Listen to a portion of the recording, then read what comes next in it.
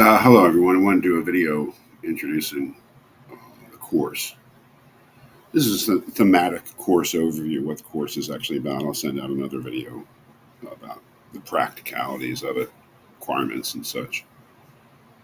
Sending this out because we're going to get started right away in the first day, watching first half of 2001. I'm not going to blah, blah, blah.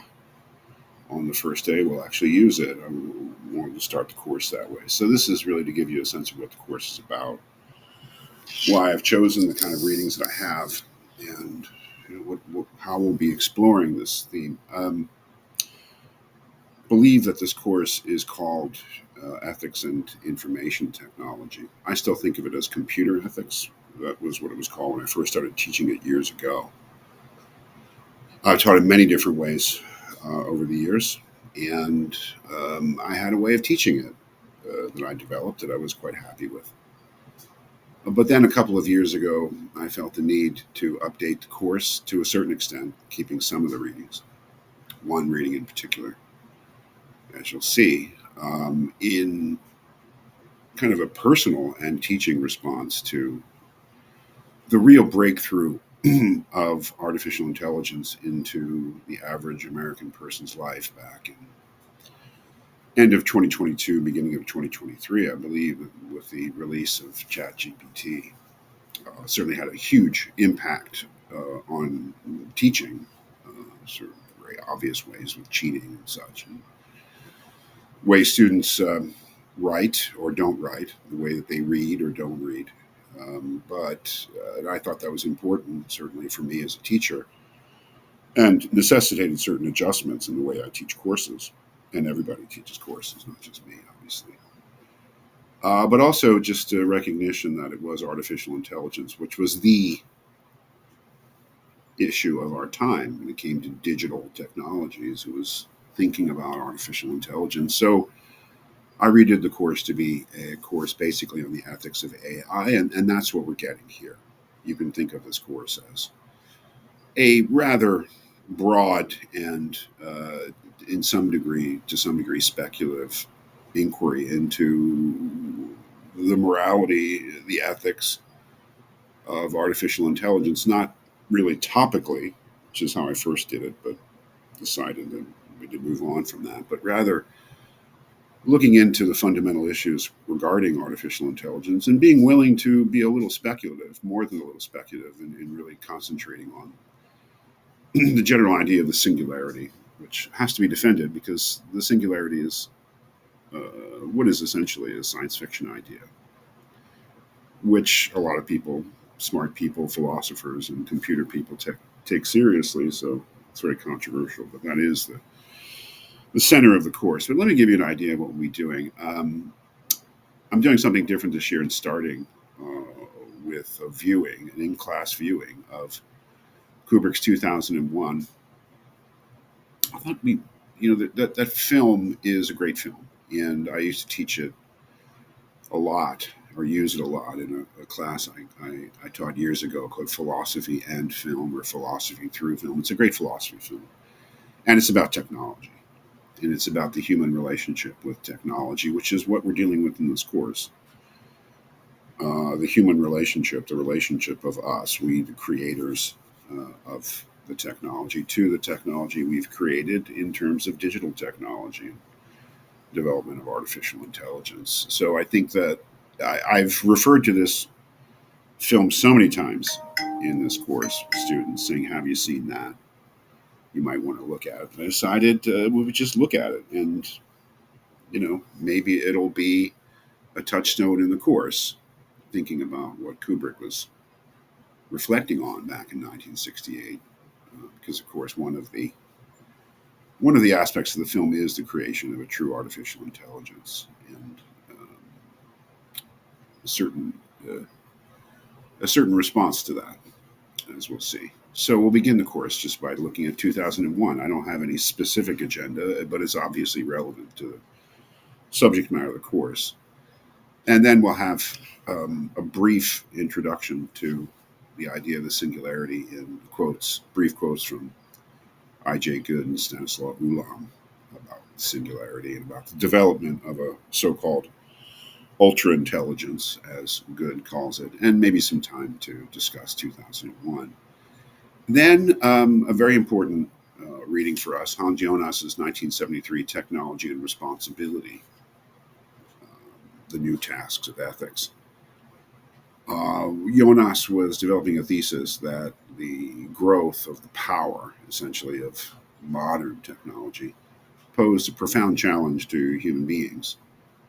And that challenge was essentially an ethical challenge because what we had to admit was that the ethical resources that we had developed over thousands of years of human civilization were not up to the task of dealing with the kind of problems that modern technology poses, and that we needed to develop a new ethics. That's essentially his thesis. My interest is in applying that to the emergence of artificial intelligence. It is not the central technology, or it's not the technology that was central to Jonas's thinking. He was probably thinking of more of nuclear technology, but I think it fits very well. And again, it's a very important text for the course.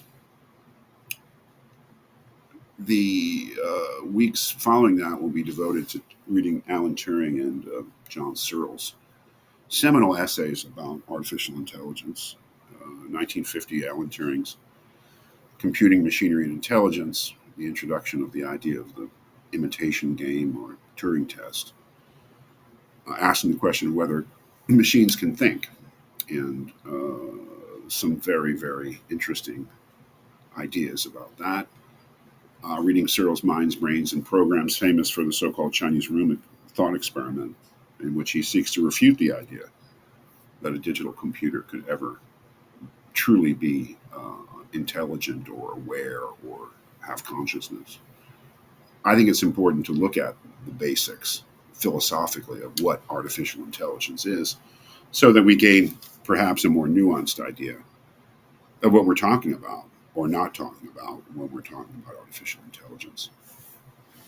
After that, we sort of go full on uh, for a couple of weeks at least, looking into the idea of the singularity. Werner Vinge's 1993 essay about the singularity is a great essay and really shapes the idea that the singularity, this idea of a before and after in human history, will be when we create a true artificial intelligence, if we ever do. For various reasons, not only the creation of an artificial person, which is a huge issue, but the way that the world will be transformed as a result of it because of the forecast of the huge advances in scientific, technological, and all sorts of knowledge based development in human societies, which will happen very quickly. Those issues are explored by Nick Bostrom and David Chalmers in their essays, philosophical essays on singularity. Then looking at a couple of issues, or at least one basic issue, again, looking at the issue of personhood. Forrest's essay is a really interesting essay about she thinks we will have to treat AIs as persons, and looking at that from a legal perspective. That is, when it comes time to deal with an AI doing some harm in which it's not clear that there's any human being who can really be held responsible, can we actually hold an AI responsible for wrongdoing legally? And will we have to grant that AI personhood and grant it rights and things like that? Very interesting. The last couple of readings or things we'll look at, I really think of as the costs. That could be a whole class in itself, and I think I have taught this class before, the costs of AI, and we can only scratch the surface, of course, of that. But there's two sorts of costs that I want to explore. One is what I think is the most important cost, and that is the cost on us in terms of how AI is changing us as people, changing us intellectually, emotionally, changing us in terms of psychology and personality. And Danaher's essay on crisis of moral patiency, that we are becoming in a certain sense, more and more passive as a result of AI or will, I think is a very real issue. The very last thing to look at is a much more tangible cost, much more obvious cost, and that is the cost in terms of environment, the huge consumption of energy that AI currently requires, both to develop AI and to employ it. The MIT Technology Review did a very interesting attempt to actually calculate what those costs were. And in an age of climate emergency, I would say, global warming, we try to call it climate change and make it more benign, but it's not benign at all. It's a huge threat. The introduction of a technology that requires huge amounts of energy, which are still largely derived from fossil fuels, is a huge problem, an emergency. So, in terms of cost, so that's the course. Will it be an interesting course? You bet.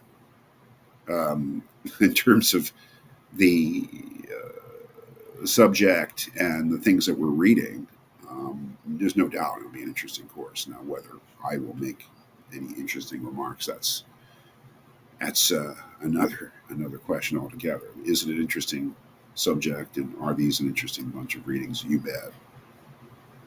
Then, in terms of philosophy course, couldn't be more timely.